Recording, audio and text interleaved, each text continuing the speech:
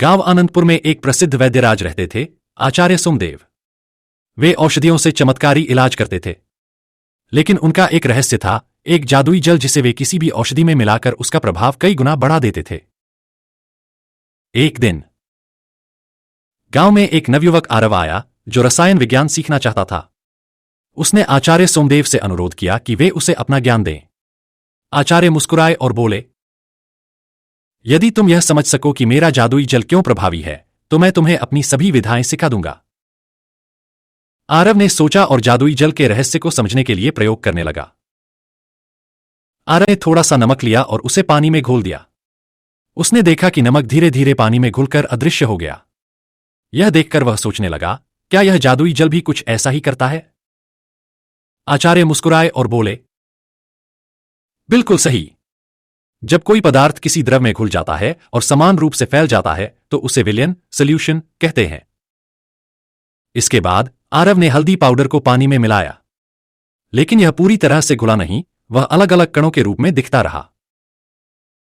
आचार्य ने समझाया, हल्दी घुली नहीं क्योंकि यह जल में अघुलनशील है, लेकिन नमक का घुल जाना दर्शाता है कि यह जल में घुलनशील है। यही एक अच्छा विलयन बनाता है। अब आरव ने सोचा, अगर यह सामान्य जल की तरह ही है तो फिर यह जादुई क्यों है? आचार्य ने बताया, इस जल में मैंने कुछ विशेष जड़ी बूटियों के अर्क, एक्सट्रैक्ट्स को पहले ही घोल रखा है। जब मैं इसे किसी दवा में मिलाता हूं तो यह तुरंत घुलकर प्रभावी हो जाती है। यानी यह विलायक, सॉल्वेंट की तरह कार्य करता है और औषधीय पदार्थ विलेय, सल्यूट की तरह। आरव को ज्ञान मिल गया। आरव समझ गया कि विलयन वह मिश्रण है जिसमें एक पदार्थ, विलेय, दूसरे पदार्थ, विलायक में पूरी तरह घुल जाता है और समान रूप से फैल जाता है।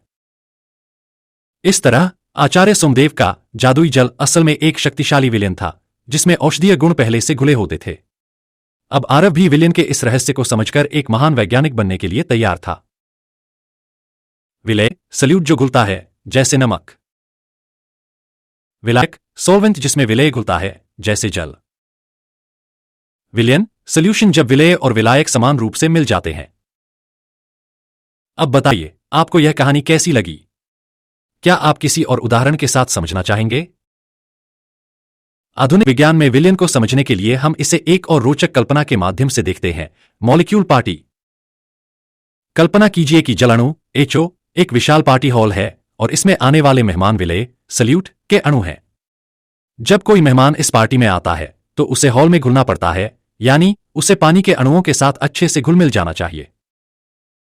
जब सोडियम क्लोराइड NaCl यानी साधारण नमक पानी में आता है तो उसकी भी अपनी एक दुनिया होती है। वह सोडियम आयन Na और क्लोराइड आयन Cl में टूट जाता है। अब पानी के अणु उसे घेर लेते हैं, ठीक वैसे ही जैसे किसी नए मेहमान को पार्टी में घुलने मिलने में मदद की जाती है। सोडियम आयन Na को पानी के ऑक्सीजन अणु जो थोड़ा ऋणात्मक होते हैं घेर लेते हैं। क्लोराइड आयन Cl को पानी के हाइड्रोजन अणु जो थोड़ा धनात्मक होते हैं घेर लेते हैं। इस तरह नमक पूरी तरह से घुलकर विलयन बना देता है और पानी में उसका कोई ठोस कण नहीं बचता। अब अगर आप सोचें कि चीनी CHO भी इसी तरह घुलती होगी तो थोड़ा सा फर्क है। चीनी के अणु आयनों में नहीं टूटते, बल्कि वे हाइड्रोजन बॉन्डिंग के जरिए पानी से चिपक जाते हैं। यानी पार्टी में चीनी अणु वैसे मेहमान हैं जो अकेले नहीं आते, बल्कि ग्रुप में रहते हैं और धीरे धीरे घुलते हैं। अब अगर आप हल्दी को पानी में डालें तो यह नहीं घुलेगी, क्योंकि हल्दी के अणु गैर ध्रुवीय नॉनपोलर होते हैं और पानी ध्रुवीय पोलर होता है। यानी यह ऐसा है जैसे कोई नया मेहमान पार्टी में आए लेकिन किसी से बात ही न करे, तो क्या वह पार्टी में घुल मिल पाएगा? नहीं। लेकिन अगर हल्दी को तेल में मिलाएं तो यह घुल जाएगी, क्योंकि तेल भी गैर ध्रुवीय है, यानी दोनों के विचार मिलते हैं। इसलिए एक वैज्ञानिक कहावत है, लाइक डिसॉल्व्स लाइक, यानी जो समान है वही समान को घोल सकता है। आधुनिक विज्ञान का निष्कर्ष। ध्रुवीय विलायक, पोलर सॉल्वेंट, जल, अल्कोहल आदि जो आयनिक और ध्रुवीय यौगिकों को घोल सकते हैं। गैर ध्रुवीय विलायक, नॉनपोलर सॉल्वेंट, तेल, पेट्रोल आदि जो सिर्फ गैर ध्रुवीय यौगिकों को घोलते हैं। आयनिक विलयन जब विलेय आयनों में टूटकर घुलता है, जैसे नमक। अनुगत विलयन जब विलेय सिर्फ छोटे छोटे कणों में बटकर घुलता है, जैसे चीनी। अब आप एक विलयन विशेषज्ञ हैं। तो अगली बार जब आप पानी में नमक, चीनी या हल्दी मिलाएं तो सोचिए कि यह अणुओं की पार्टी में कौन कौन से मेहमान कैसे घुल मिल रहे हैं। भारतीय ग्रंथों में प्रकृति और तत्वों की व्याख्या अत्यंत गूढ़ और प्रतीकात्मक रूप से की गई है। यदि हम विलयन को भारतीय दार्शनिक दृष्टिकोण से देखें तो इसे पंचमहाभूतों पृथ्वी, जल, अग्नि, वायु, आकाश और गुणदोष सिद्धांत से जोड़ सकते हैं। भारतीय रसशास्त्र में विलयन को रस सिद्धांत, आयुर्वेदिक रसा थ्योरी और संस्कार प्यूरिफिकेशन प्रोसेस से जोड़ा जा सकता है। विलयन एक प्रकार का संस्कार है जिसमें पदार्थ अपनी मूल प्रकृति को बदलकर एक नए रूप में प्रवेश करता है। यह ठीक वैसे ही है जैसे योग साधना के द्वारा आत्मा का शुद्धिकरण किया जाता है। भारतीय ग्रंथों में जल को जीवन का आधार माना गया है। आपो वह सर्वस्य जीवन, जल ही संपूर्ण जीवन है। जब कोई पदार्थ जल में विलीन होता है तो वह संयोग यौगिक दृष्टि से या संस्कार आयुर्वेदिक दृष्टि से कहलाता है। नमक का जल में घुलना, नासियल का आयन में टूटना, यह संस्कार की तरह है जिसमें सोडियम Na और क्लोराइड Cl स्वतंत्र रूप से एक नए अस्तित्व में प्रवेश करते हैं। इससे विकृति से प्रकृति में परिवर्तन भी कहा जा सकता है। चीनी का जल में घुलना, हाइड्रोजन बॉन्डिंग, यह सहयोग संगति जैसा है जहां चीनी अणु पूरी तरह से टूटते नहीं बल्कि जल के साथ सामंजस्य बनाते हैं, ठीक वैसे ही जैसे संत का समाज में रहना लेकिन उससे अलग भी होना। भारतीय ग्रंथों में सदृशं सदृशं विलीयते, समानता से ही संयोग संभव है का सिद्धांत मिलता है जो कि विज्ञान के लाइक डिसॉल्व्स लाइक से मेल खाता है। ध्रुवीय पदार्थ जल ध्रुवीय को घुलता है, यह सत्वगुण शुद्धता का गुणधर्म है। जैसे जल में नमक घुलता है वैसे ही ज्ञान में आत्मा घुलकर ब्रह्मा में लीन होती है। गैर ध्रुवीय पदार्थ तेल गैर ध्रुवीय को घोलता है, यह तमोगुण का लक्षण है जिसमें स्थायित्व होता है लेकिन परिवर्तनशीलता कम होती है। जैसे तेल और हल्दी आपस में घुल जाते हैं। जब नमक पानी में घुलता है तो वह पूरी तरह से अपने मूल स्वरूप ठोस को छोड़कर जल में विलीन हो जाता है। यह भक्ति योग की तरह है जिसमें आत्मा परमात्मा में समर्पित हो जाती है। चीनी पानी में धीरे धीरे घुलती है और अपनी मिठास को फैला देती है लेकिन उसका मूल रूप अंशतः बना रहता है। यह ज्ञान योग का प्रतीक है। ज्ञान धीरे धीरे आत्मसात होता है और अंततः जीवन को मधुर बना देता है। हल्दी पानी में नहीं घुलती लेकिन तेल में आसानी से घुल जाती है। यह कर्म योग को दर्शाता है जो प्रकृति के अनुकूल कार्य करता है वही समाज में समरसता ला सकता है। आयुर्वेद में कई औषधियां कषाय डिकॉक्शन, सिद्ध जल मेडिकेटेड वाटर और अर्क डिस्टिलेशन के रूप में तैयार की जाती हैं जो विलयन की प्रक्रिया पर आधारित हैं। गंगा जल और संस्कार गंगा जल में घुलने वाली औषधियां शुद्ध और प्रभावशाली मानी जाती हैं। भस्म विज्ञान धातुओं को जल या अन्य विलायकों में बदलने की प्रक्रिया। अल्कली विलयन कषाय कल्पना जड़ी बूटियों को पानी में घोलकर औषधि बनाई जाती है। भगवद गीता में कहा गया है सर्वम कर्माखिलम पार्थ ज्ञाने परिसमाप्यते अर्जुन, हर कर्म अंततः ज्ञान में विलीन हो जाता है। यह विलयन के वैज्ञानिक सिद्धांत से मेल खाता है। हर पदार्थ अंततः एक विलायक में घुलकर संतुलन बना लेता है। तो अगली बार जब आप नमक पानी में मिलाए तो सोचिए क्या यह केवल भौतिक घटना है या ब्रह्मांड के किसी गूढ़ रहस्य का संकेत। जब नमक पानी में घुलता है तो वह अपनी अस्मिता ईगो को त्याग कर जल में पूरी तरह समाहित हो जाता है। यह भक्ति योग का प्रतीक है जिसमें आत्मा परमात्मा में विलीन हो जाती है। उदाहरण जैसे नमक पानी में घुलकर अदृश्य हो जाता है वैसे ही एक सच्चा भक्त अपने अहंकार को त्याग कर भगवान में लीन हो जाता है। गीता का संदर्भ सर्वधर्मान परित्यज्य मामेकं शरणं व्रज 18.66। जब हम अपने कर्म द्वंद्व और अहंकार को त्यागते हैं तभी हम ईश्वर में पूर्ण रूप से समर्पित हो सकते हैं। जब चीनी पानी में घुलती है तो वह अपने कणों को पूरी तरह नहीं खोती बल्कि जल के साथ मिलकर उसकी मिठास को बढ़ा देती है। यह ज्ञान योग का प्रतीक है जहां आत्मा अपने स्वरूप को पूरी तरह नहीं खोती लेकिन ब्रह्मा के साथ एकाकार हो जाती है। उदाहरण ज्ञान प्राप्त करने वाला व्यक्ति पूरी तरह से समाज में खोता नहीं बल्कि वह अपनी विशिष्टता को बनाए रखते हुए पूरे जगत को मधुर बना देता है। उपनिषद का संदर्भ सोहमस्मि अर्थात मैं ब्रह्मा हूं लेकिन मेरा अस्तित्व समाप्त नहीं होता। लाइक डिसॉल्व्स लाइक यह विज्ञान का नियम केवल पदार्थों पर नहीं बल्कि समाज और संबंधों पर भी लागू होता है। ध्रुवीय पदार्थ ध्रुवीय को घोलते हैं, समान विचारधारा वाले लोग आसानी से घुल मिल जाते हैं।